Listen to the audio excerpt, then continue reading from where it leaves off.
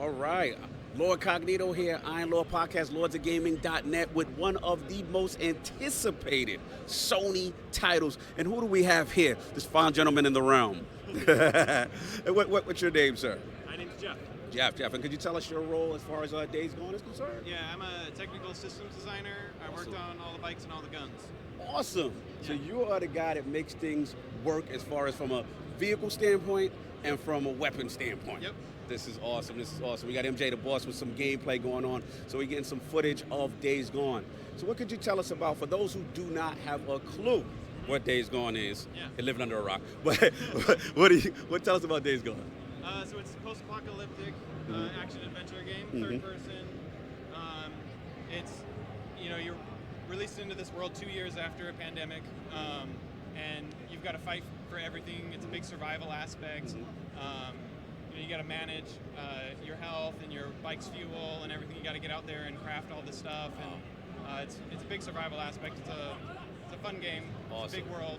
Awesome. Yeah. So it's actually two components based on what you're saying. So it's not just your health, it's also your vehicle. This is a key component. Yep. Now, would you say that in reference to like traversal around the world, can you not use the bike? Like, tell us about that as far as the bike.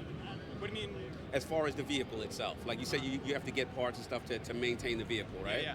Is it possible to not utilize the bike at all and just kind of foot everything, or no?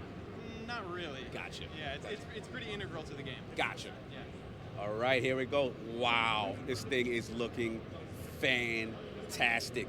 And I believe the zombies here, they're called freakers, if I remember. Woo! To see the development from how it was first displayed a couple of E3s ago, truly you can see the improvement. It's getting vicious out here. It's getting vicious. Looking really, really good, man. So at what portion would you say are we at in the game as far as where we are right now? This is pretty early. Pretty early, okay. Gotcha. And this is our main protagonist here. Cool. Now, another component that I wanted to ask you about was in reference to the actual human element, the other guys. There's people that work, factions that work with you or against you, or how does that whole work? Yeah, there are some allied encampments that you can go explore and build trust with. And they where you get like new upgraded bike parts, new guns, ammunition and stuff like that. Gotcha. Wow, this thing looks fantastic. Now we're running, this is PlayStation 4. Now as far as, do we have any specs as far as resolution? Are we trying to hit any targets?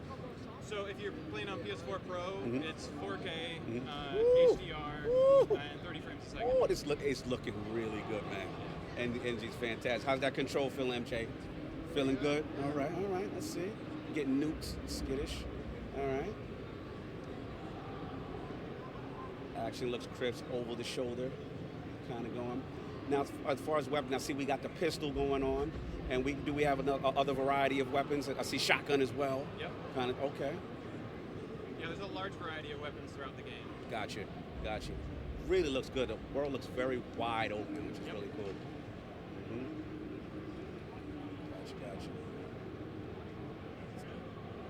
Getting those guys out of there. Heading to the motel. I love the job. Now, what about the main character, his backstory? As far as like, I'm a fan of Sons of Anarchy, right? Yeah. So I'm getting the Sons of Anarchy That was a vibe big going on. inspiration. Yeah, okay, I got you. I just want to put it out there. Yeah. So I'm getting the Jax Teller thing going. Yep. So tell us a little bit about our protagonist, if we know anything about him, as far as what happened with this world, why he's in the situation he's in.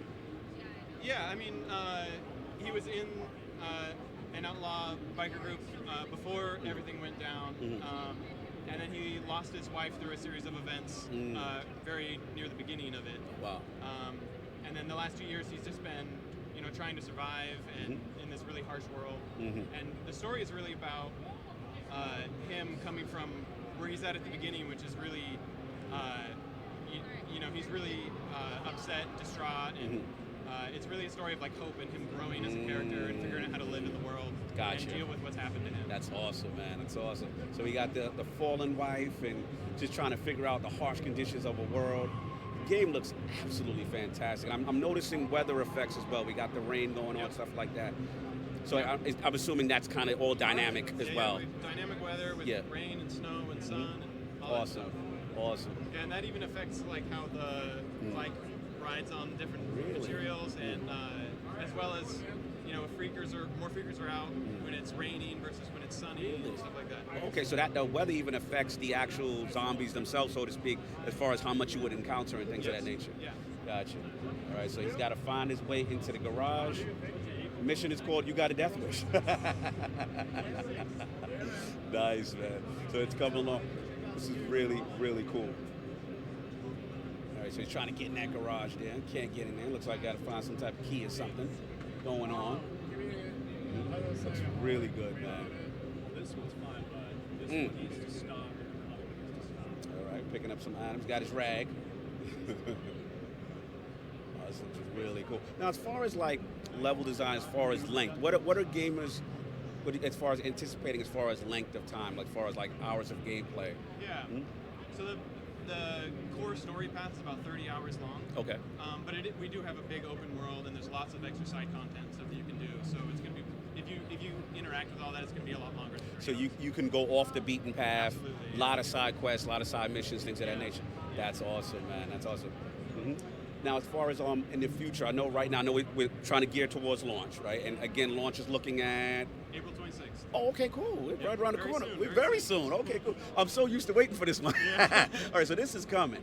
All right, cool. Now I know it's early. I know you haven't hit launch yet, but again, could you talk about like maybe any things you encountered maybe during development that maybe changed? Because I know it kind of went through some iterations. I remember Days Gone kind of changing focus a little bit.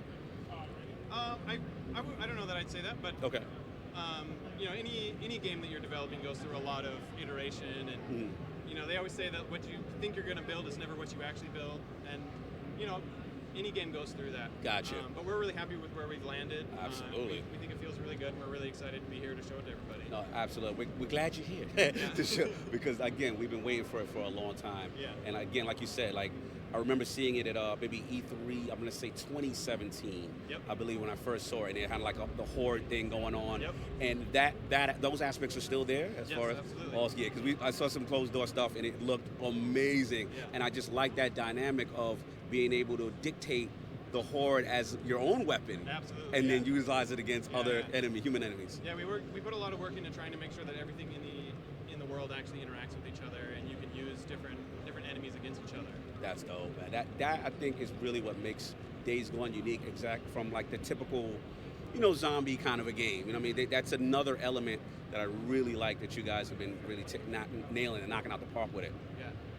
We got a little bit of melee combat action. How's that melee feeling, MJ? Feeling visceral? Nice, man. You got your badge. You got a whole bunch of things. And looks like he can really stock up as far as supplies and things of that nature. There's a lot of crafting. Can you tell us a little bit more about the crafting, just in general? Yeah, I mean, it's a big part of the game. We have a lot of stuff just throughout the world as you move through and collect. And as you progress through the game, you're going to learn new recipes to build bigger and better things. Gotcha. And that's just a big aspect of growing your character and learning how to deal with, like a horde or something. You got to get through the game and learn how to build new weapons and such to deal with them. Awesome. Now, one question specifically about the crafting. You mentioned like learning like different type, I guess, recipes, so to speak. Is it something trial and error, and then once you learn it, it's kind of in his memory bank that it's stored, or it's like set crafting items combinations?